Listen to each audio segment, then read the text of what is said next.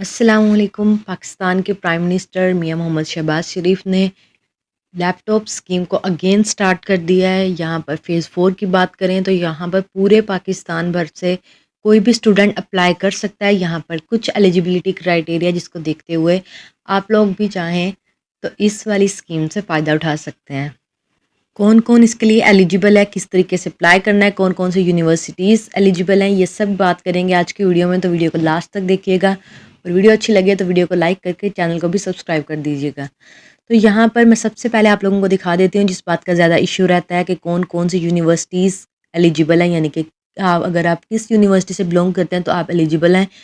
यहाँ पर list of universities में एलिजिबल यूनिवर्सिटीज़ पर क्लिक करके आपके सामने इस तरीके से एक पीडीएफ फाइल ओपन होगी जिसमें सभी उन यूनिवर्सिटीज़ के नेम है पूरे पाकिस्तान से जो जो एलिजिबल हैं इस लैपटॉप स्कीम के लिए। अब यहाँ पर सबसे ज़्यादा मैं मेंशन कर दूं जिसके लिए कमेंट सेक्शन में पूछा जाता है ज़्यादातर कि अल्लामा इकबाल ओपन यूनिवर्सिटी वाले अप्लाई कर सकते हैं या नहीं, तो ये देखें उसका नेम भी यहाँ पर मेंशन है। पाकिस्तान के सारे सूबों की यहाँ पर यूनिवर्सिटीज़ की लिस्ट है, उसमें से आप अपनी यूनिवर्सिटी को देख सकते हैं और अगर आप एलिजिबल हों, आपकी यूनिवर्सिटी का वहाँ पर नेम हो और बाकी एलिजिबिलिटी क्राइटेरिया पर आप पूरा उतरते हो तो आप लोग इस लैपटॉप स्कीम के लिए एलिजिबल हैं। तो और क्या क्राइटेरिया है इसमें, यहाँ पर जो भी आपको इन्फॉर्मेशन डालनी होगी आपको खुद की इन्फॉर्मेशन डालनी है, अपना खुद का CNIC नंबर, यहाँ पर मोबाइल नंबर, ईमेल एड्रेस, सारी रजिस्ट्रेशन में आपको अपना खुद का डाटा डालना है और वहाँ पर आपको जो भी आप नंबर डालेंगे या फिर जीमेल डालेंगे तो आपको जो कोड आएगा उसको भी आपको अप्लाई करना होगा, फिर ही आपके वो नंबर और ईमेल एड्रेस वैलिड माना जाएगा। उसके अलावा अगर आप पहले से किसी लैपटॉप स्कीम के लिए अप्लाई कर चुके हैं, यानी कि आपने कोई फॉर्म वगैरह फिल किया हुआ है, रजिस्टर्ड हैं, तो आपको अगेन स्टार्ट से एप्लीकेशन को सबमिट करवाने की ज़रूरत नहीं है। अपने डाटा को आप जाकर वहाँ से अपडेट कर सकते हैं। उसके बाद ये देखें, यहीं से मैं आपको दिखा देती हूँ एम आई एलिजिबल पे क्लिक करके, तो यहाँ पर यूनिवर्सिटीज़ नेम है स्टार्ट में। नेक्स्ट जो इम्पोर्टेंट थिंग है उसको आपने ध्यान से देख लेना है एलिजिबिलिटी क्राइटेरिया के लिए। अब एलिजिबिलिटी क्राइटेरिया क्या है यहाँ पर, अगर आपकी डिग्री PhD है, ड्यूरेशन यहाँ पर 5 इयर्स चल रहा है, तो डेट ऑफ एडमिशन यानी कि आपने 31 दिसंबर 2020 या इसके बाद एडमिशन अगर लिया है फिर आप एलिजिबल हैं, यानी कि अगर 2019 में आपने एडमिशन लिया है तो आप इसके लिए एलिजिबल नहीं हैं। उसके बाद नेक्स्ट डिग्री है MS MPhil और इक्विवेलेंट, तो उसके लिए 2 इयर्स का ड्यूरेशन है, तो उसके लिए 31 दिसंबर 2023 या इसके बाद आपने एडमिशन लिया हो। MBA के लिए इसी तरीके से ड्यूरेशन भी देख लें और जो एडमिशन डेट है वो 30 जून 2022 या उसके बाद की हो। नेक्स्ट MBA 2.5 इयर्स ड्यूरेशन का, तो 30 जून 2023 या उसके बाद एडमिशन लिया हो। MBA 1.5 इयर्स ड्यूरेशन, तो उसके लिए 30 जून 2024 को आपने एडमिशन लिया हो। 2024 के बाद किसी भी ईयर में लिया हो तो आप एलिजिबल हैं, अप्लाई कर सकते हैं।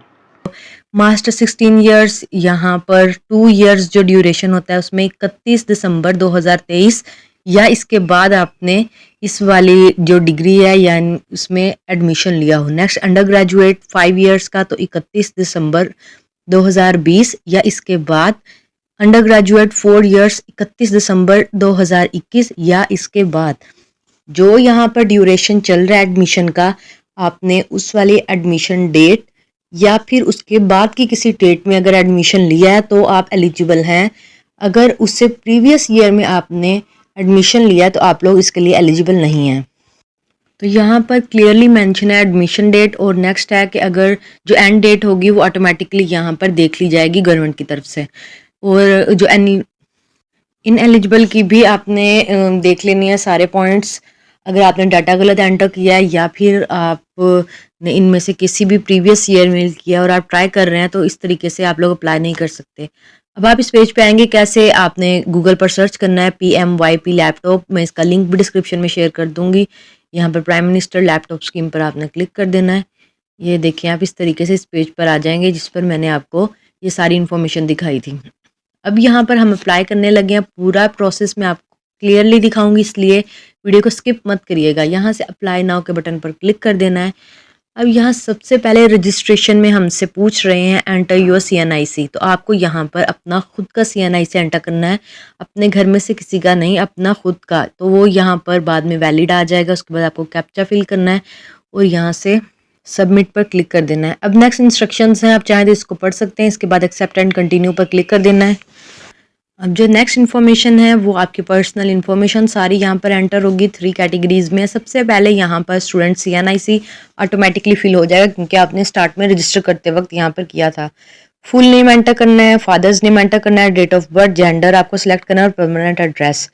याद रहे ये सारा डाटा आपको अपने CNIC का फिल करना है। यहाँ पर जो कुछ नेम वहाँ होगा, father name, date of birth, सब इसी तरीके से यहाँ पर एंटर करनी है। उसके बाद डोमिसाइल प्रोवेंस, यहाँ पर प्रोवेंस को सिलेक्ट कर लेना। मैं यहाँ पंजाब को कर लेती हूँ। डोमिसाइल सिटी, सिटी को यहाँ पर अपनी चूज़ कर लेना है। तो यहाँ पर मैं लाहौर सिलेक्ट कर लेती हूँ। आपको अपनी सिटी डोमिसाइल सिटी चूज़ करनी है। और नेक्स्ट है यहाँ पर एम्प्लॉयमेंट स्टेटस। अगर आप कोई काम कर रहे हैं जॉब वगैरह तो आप एम्प्लॉयड पर क्लिक करेंगे, अदरवाइज आप यहाँ पर नॉट एम्प्लॉयड पर क्लिक करेंगे। याद रहे अगर आपने वाकई में कोई जॉब कर रहे हैं तो आप एम्प्लॉयड पर क्लिक कर दें क्योंकि एम्प्लॉयमेंट से आपकी एलिजिबिलिटी पर कोई फ़र्क नहीं पड़ेगा। यानी कि अगर आप कोई काम कर भी रहे हैं, आप एलिजिबल हैं, तो आपको लैपटॉप ज़रूर मिलेगा। नेक्स्ट है डिसेबल है, अगर आप तो यस पर क्लिक करें, नहीं है तो नो पर क्लिक करें। और इसके बाद आपको अगर कोई भी प्रीवियस स्कीम से लैपटॉप मिला है तो आपने उसको यहाँ पर फिल करना है, यस नो या कौन सी स्कीम। मैं यहाँ पर नो कर देती हूँ, नेक्स्ट पर क्लिक कर देती हूँ। अगर आपको लैपटॉप मिला है तो आपने उस स्कीम को यहाँ से चूज़ कर लेना है कि कौन सी स्कीम के तहत आपको लैपटॉप मिला था। ओके, तो हम यहाँ से नेक्स्ट कर देते हैं। नेक्स्ट में देखें तो हमने पर्सनल इन्फॉर्मेशन वाला सेक्शन फिल कर दिया है। अब हमारे पास एकेडमिक इन्फॉर्मेशन है, उसमें यहाँ पर एनरोलमेंट नंबर है। अब ये क्या होता है, हमें यूनिवर्सिटीज़ की तरफ से जो रजिस्ट्रेशन कार्ड मिलता है उसके ऊपर एनरोलमेंट नंबर या फिर रजिस्ट्रेशन नंबर लिखा होता है, आपको वही यहाँ पर एंटर करना है। उसके बाद यहाँ पर नेक्स्ट देखें तो सिटी ऑफ यूनिवर्सिटी, यूनिवर्सिटी किस सिटी से है यानी किस सिटी में है, तो यहाँ पर मैं लाहौर चूज़ कर लेती हूँ। यूनिवर्सिटी को चूज़ करना है नेक्स्ट आपने कि कौन सी यूनिवर्सिटी है। यूनिवर्सिटी ऑफ द पंजाब में यहाँ पर चूज़ कर रही हूँ, आपको अपनी यूनिवर्सिटी चूज़ करनी है। कैंपस या कॉलेज आपको वो चूज़ कर लेना है। और नेक्स्ट देख लें university department subject, university department, यहाँ पर आपको अपना डिपार्टमेंट चूज़ करना है और इसको बिल्कुल ठीक फिल करना है आपने, क्योंकि ये इसी तरीके से सिलेक्ट नहीं हो जाएंगे आप। ये इन्फॉर्मेशन आपकी आपके डिपार्टमेंट के थ्रू चेक होगी। यहाँ पे मैं इंग्लिश स्टडीज़ चूज़ कर रही हूँ, आपने अपना डिपार्टमेंट चूज़ कर लेना है। डिग्री लेवल यहाँ से चूज़ कर लेना है कि कौन सी डिग्री है, तो यहाँ पर मैं वो भी चूज़ कर लेती हूँ। अब देखें तो नेक्स्ट है यहाँ पर डिग्री कौन सा प्रोग्राम है, तो BS ऑनर्स फिल कर दिया मैंने, कितने ईयर्स का ड्यूरेशन का वो भी फिल हो गया है। डेट ऑफ एडमिशन यानी एडमिशन की डेट, आपको यहाँ पर जो ईयर्स दिखाई जाएगा वो ऑटोमेटिकली एलिजिबिलिटी क्राइटेरिया वाला ही दिखाया जाएगा कि आप किस वाले ईयर के बाद अप्लाई कर सकते हैं। अब यहाँ पर कंप्लीशन डेट ऑटोमेटिकली फिल हो जाएगी। अब देखें नेक्स्ट है जी सिस्टम, तो कौन सा सिस्टम है, एनुअल सिस्टम है या सेमेस्टर सिस्टम है, तो वो भी यहाँ से मैं सेमेस्टर सिस्टम चूज़ कर लूँगी। अब हम नेक्स्ट पूछ रहे हैं हमसे कि कौन सा सेमेस्टर है, उसको फिल कर लेना है। ईयर ऑफ स्टडी में यहाँ से वो भी सिलेक्ट कर लेनी है। इसी तरह से नेक्स्ट देख लेते हैं तो परसेंटेज सिक्योर्ड इन, ये आपकी इंटर या मैट्रिक में जितनी मार्क्स की परसेंटेज बनती है आपको वो यहाँ पर ठीक से एंटर करनी है। दरमियान में पॉइंट है तो उसके बाद वाली इन्फॉर्मेशन भी आपने डालनी है, बिल्कुल सही परसेंटेज आपने सही इन्फॉर्मेशन यहाँ पर डालनी है। अदरवाइज आपको पहले से दिखा चुकी हूँ मैं एलिजिबिलिटी में कि अगर आप गलत इन्फॉर्मेशन फिल करेंगे तो आपको रिजेक्ट कर दिया जाएगा।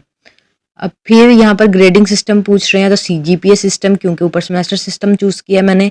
CGPA लास्ट एग्जाम में कितना आया था वो यहाँ पर आपने डालना है, परसेंटेज यहाँ पर ऑटोमेटिकली आ जाएगी। अब ये देखें नेक्स्ट करने के बाद कॉन्टैक्ट वेरिफिकेशन यहाँ पर आएगी, आपको अपना सेल फोन नंबर यहाँ पर एंटर करना है, ईमेल एड्रेस एंटर करना है और यहाँ से कैप्चा फिल करना है। यहाँ पर एक बात मैं आपको क्लियर दिखा दूँ, यहाँ पर मैं फिल नहीं कर रही इसलिए इस तरीके से आया है। सेल फोन नंबर में आपको जब भी यहाँ पर नंबर एंटर करेंगे तो वो चेक होगा, वैलिड आएगा और फिर आपके उस नंबर पर एक कोड जाएगा जो कोड आपको यहाँ पर एंटर करना होगा। इसी तरीके से आपके ईमेल जो लिखा हुआ है यहाँ पर ईमेल एड्रेस जब आप डालेंगे तो उस ईमेल एड्रेस पर आपको कोड चला जाएगा, उस कोड को यहाँ पर डालेंगे। इसी तरीके से आपका सेल फोन नंबर और ईमेल एड्रेस दोनों वेरीफाई होंगे। यहाँ पर जो ऑप्शन है ईमेल वेरिफिकेशन कोड और सेल फोन नंबर कोड, दोनों में इसी तरीके से होगा कि आपको वो कोड एंटर करना होगा। इस तरीके से लास्ट पर जाकर आप सबमिट करवा देंगे। अब मैं आपको बता दूं कि वेरिफिकेशन जो वर्क फ्लो है वो किस तरीके से होगा। यहाँ पर आपको जो यूनिवर्सिटी में सही डाटा डालना है उसकी वजह क्या है कि आपका डाटा जो चेक होगा वो यहाँ पर जो डेटा 23 से 5 जुलाई 2025 इस डेट के दौरान आपकी यूनिवर्सिटी का जो फोकल पर्सन होगा वो आपके डाटा को चेक करेगा। सबसे पहले वो लॉगिन करेगा इस पोर्टल पर, उसके बाद आपके रिकॉर्ड को देखेगा और जो भी फर्दर प्रोसेस है वो करेगा। अगर आपके पिछले स्टेप में जो हम कर रहे थे उसमें यूनिवर्सिटी या डिपार्टमेंट या कोई भी ऐसी डिटेल है जो वहाँ पर शो नहीं हो रही आपकी सही यूनिवर्सिटी चूज़ करने के बाद, तो आपने परेशान नहीं होना। वो आपकी यूनिवर्सिटी के फोकल पर्सन की तरफ से एंटर नहीं की गई, ऐड नहीं की गई, तो उसके लिए आपने बिल्कुल भी परेशान नहीं होना। अब यहाँ पर मैं आपको दिखा देती हूँ कि आप अपने फोकल पर्सन को किस तरीके से सर्च कर सकते हैं अगर आपके यूनिवर्सिटी में कोई या फिर अप्लाई करने में कोई भी इशू आ रहा है।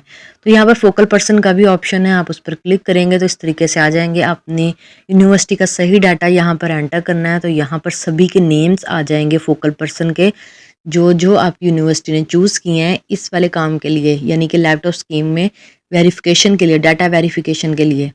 तो यहाँ से देख लें, आपने अभी फ़ौरन अप्लाई करके नहीं इनसे कांटेक्ट कर लेना, बल्कि इस डेट तक वेट करना है।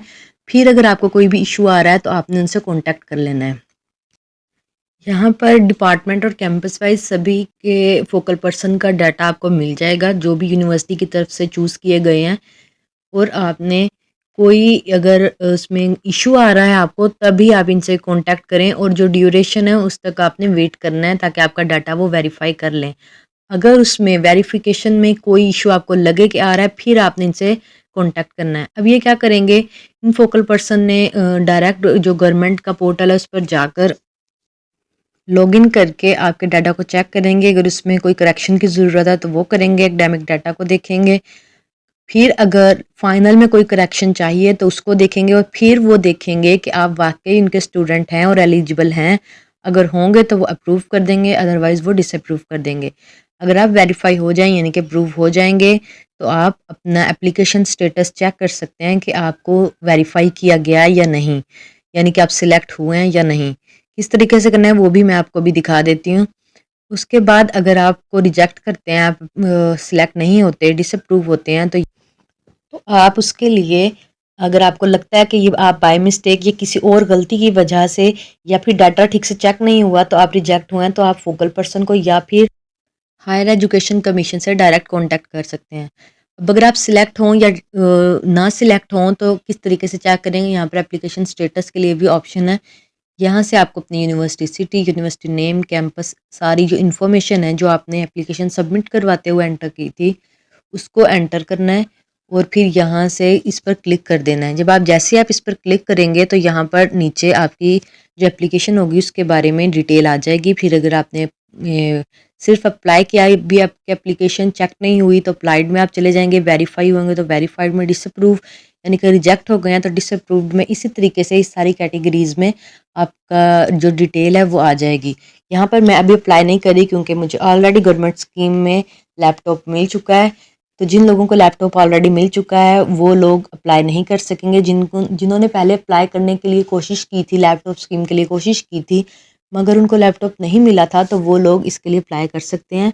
अगर आपकी जो क्वालिफ़िकेशन है यानी कि एलिजिबिलिटी क्राइटेरिया है वो जो डिग्रीज़ के ईयर्स मैंने आपको बताए हैं उसमें आते हैं, तो आप ज़रूर अप्लाई कर सकते हैं। तो 20 मई लास्ट डेट है। इस डेट से पहले पहले आप prime minister laptop scheme phase 4 में जल्द से जल्द अप्लाई कर लें। कभी भी किसी भी स्कीम के लिए अप्लाई करने के लिए लास्ट डेट्स का वेट मत करिएगा। और इसी तरह से और लेटेस्ट गवर्नमेंट स्कीम्स किस तरीके से उन पर अप्लाई करना है या फिर लेटेस्ट जॉब्स के लिए मेरे चैनल को सब्सक्राइब कर दें। और अगर आप ऑनलाइन वर्क में इंटरेस्टेड हैं, खुद की वेबसाइट क्रिएट करना चाहते हैं या फिर और फ्रीलांसिंग फील्ड में जाना चाहते हैं, तो आपको डिस्क्रिप्शन से मेरे दूसरे चैनल का लिंक मिल जाएगा, वहाँ पर जाकर आप उस चैनल को भी देख सकते हैं। मिलते हैं नेक्स्ट वीडियो में, तब तक के लिए अल्लाह हाफिज़।